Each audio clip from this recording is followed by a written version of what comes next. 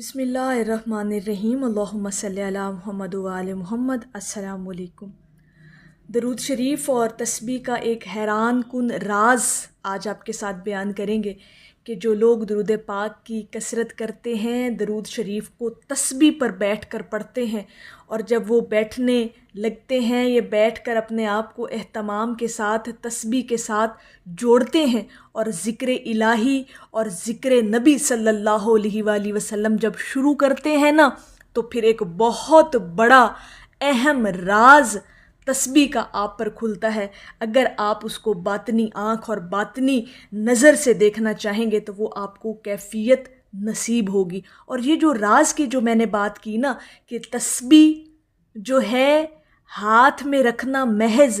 اعداد کا گننا نہیں ہوتا۔ کامنلی ہمارے ہاں نا جی یہ کانسیپٹ ہے کہ جب ہم تسبیح کو پڑھ رہے ہوتے ہیں نا تو اس لیے ہمارے ہاتھ میں تسبیح ہوتی ہے کہ جی ہم اس کے اعداد و شمار جو ہیں وہ کاؤنٹ کر رہے ہوتے ہیں کہ ہم نے اس تسبیح پر اتنی کاؤنٹنگ کی تعداد میں درود پاک پڑھنا ہے، یا کوئی بھی ذکر الہی جو آپ کر رہے ہیں تو مقصد بیک گراؤنڈ پہ یہی ہوتا ہے کہ جی اتنی تعداد میں ہمیں یہ ذکر کرنا ہے۔ لیکن جہاں پر جو راز کی بات میں نے آپ کو بتانی ہے ذرا وہ سمجھیے گا،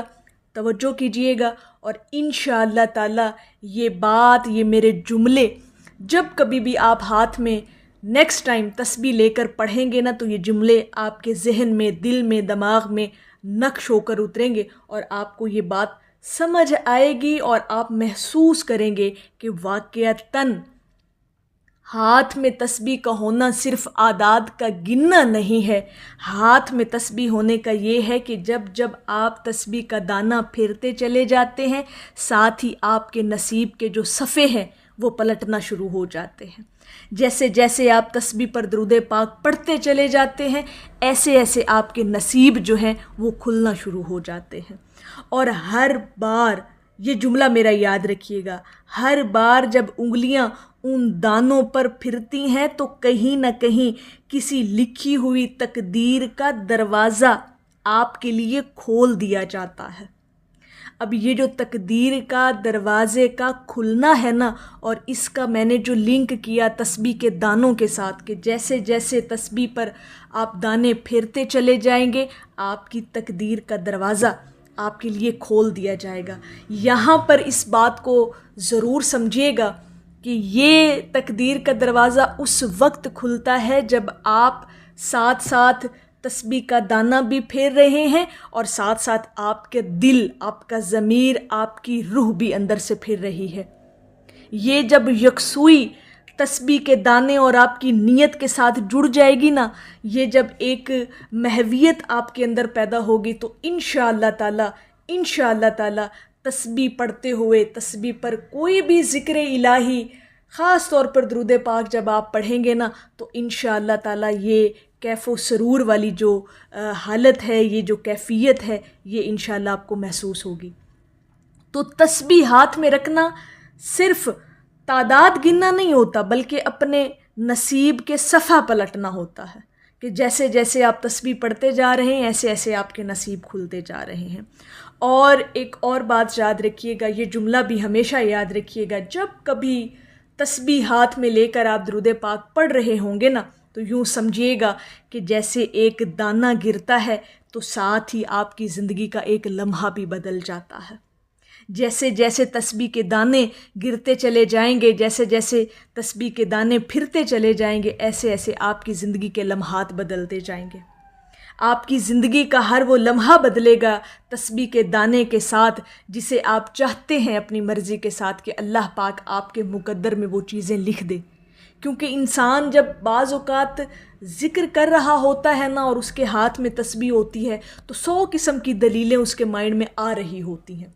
خاص طور پر جو وہ جائز خواہشات کی تکمیل چاہ رہا ہوتا ہے نا، تو ذکر الہی کرتے ہوئے کہیں نہ کہیں اس کے خیال میں وہ چیزیں ہوتی ہیں کہ جی یا اللہ پاک میں تیرا ذکر بھی کر رہا ہوں، تیرے حبیب کا ذکر بھی کر رہا ہوں یا کر رہی ہوں، تو مالک وہ جو میری خواہش ہے نا، جو وہ میری چاہت ہے، مالک اس کو بھی تو پورا کر دے. یہ جو میں تیرا ذکر کر رہا ہوں اس ذکر کے صدقے میں میری وہ جائز حاجت بھی پوری کر دے. تو یہ جب آپ تسبیح پڑھ رہے ہوتے ہیں نا تو یہ کہیں نہ کہیں آپ کی زندگی کے لمحے بدل رہے ہوتے ہیں, کہیں نہ کہیں آپ کے تقدیر کے دروازے کھل رہے ہوتے ہیں. یہ کانسیپٹ جب آپ کے دل دماغ آپ کی روح میں بیٹھ جائے گا نا کہ جب ہم درود پاک پڑھتے ہیں, تسبیح پر پڑھتے ہیں, تو انشاءاللہ تعالی جیسے جیسے تسبیح کا دانہ پھرتا ہے ایسے ایسے آپ کے نصیب بھی پھر جائیں گے. اور یقین کریں کہ بڑے بڑے لوگوں کے نصیب بدلتے دیکھے ہیں. جب آپ تسبیح کے ساتھ جڑ جاتے ہیں اور تسبیح آپ کے ساتھ جڑ جاتی ہے تو انشاءاللہ تعالی پھر یہ آپ کے لیے کوئی ایسا مقدر کا ستارہ چمکتا ہے کہ جس کے بارے میں آپ کا وہم و گمان بھی نہیں ہوتا. تو تسبیح جو ہے یہ خود بذات خود اس کے اندر ایک بہت بڑا راز ہے. جیسے میں نے آپ کو بتایا نا کہ تسبیح کا دانہ پھرتا چلا جاتا ہے اور ساتھ ساتھ آپ کے نصیب پھرتے چلے جاتے ہیں. تو جب کبھی درود پاک پڑھنے بیٹھیں, کوئی بھی ذکر الہی کرنے بیٹھے, تو لازمی یہ بات ذہن میں رکھا کریں کہ اللہ پاک اس تسبیح کے پھیرنے کے صدقے اور اس تسبیح کے دانوں پر ہم جو ذکر کر رہے ہیں اس ذکر کے صدقے میں ہمارے مقدروں کو بھی جگا دے گا انشاءاللہ تعالی. جیسے جیسے تسبیح کا ایک ایک دانہ آپ پڑھتے چلے جاتے ہیں ایسے ایسے آپ کے لیے یہ امکانات پیدا کر دیے جاتے ہیں کہ آپ کی زندگی کے لمحے بھی اب بدلیں گے, آپ کی زندگی کے معاملات بھی اب بدلیں گے, زندگی کے حالات اب بدلنے کا وقت آ گیا ہے. کیونکہ جب آپ تسبیح پڑھ رہے ہوتے ہیں اور جب آپ کا فوکس ہوتا ہے, توجہ ہوتی ہے, یکسوئی ہوتی ہے, تو اللہ رب العزت کہیں نہ کہیں پھر آپ کے معاملات کو سنوار رہا ہوتا ہے. اللہ پاک جان رہا ہوتا ہے کہ میرا بندہ اس وقت مکمل میرے ذکر میں اور میرے حبیب کے ذکر میں مشغول ہے. اور انسان کی جو وہ توجہ اس تسبیح کے دانے پر ہوتی ہے, جیسے جیسے وہ پڑھ رہا ہوتا ہے وہ توجہ بھی کبھی کبھی آپ کے لیے بہت بڑا کام کر جاتی ہے. یہ ہمیشہ بات یاد رکھیے گا. اور انشاءاللہ تعالی جو لوگ تسبیحات پڑھنے کے عادی ہیں, تسبیحوں پر ذکر الہی اور اللہ رب العزت کے حبیب کے ذکر کرنے کے عادی ہیں, انشاءاللہ تعالی ان کے نصیب ضرور بدلیں گے اور بدلتے ہیں. یہ بحیثیت مسلمان ہمارا ایمان ہونا چاہیے کہ اللہ رب العزت کا جب آپ ذکر کرتے ہیں اور اس کے محبوب کا ذکر کرتے ہیں تو کہیں نہ کہیں انشاءاللہ تعالی آپ کے حالات جو ہیں وہ بدل رہے ہوتے ہیں. تو میری اللہ رب العزت کی بارگاہ میں دعا ہے کہ اللہ پاک آپ کو اور مجھے ہر وقت اور ہر سانس کے ساتھ اپنے نبی علیہ الصلاۃ والسلام پر درود پاک پڑھنے کی توفیق عطا فرمائے. آمین یا رب العالمین. اور آخر میں ہے کہ سر محشر شفاعت کے طلبگاروں میں ہم بھی ہیں, ہمیں بھی دیکھیے آقا خطا کاروں میں ہم بھی ہیں. ایک دفعہ محبت سے پڑھ لیجئے صلی اللہ علی حبیبہ محمد و آلہ وسلم.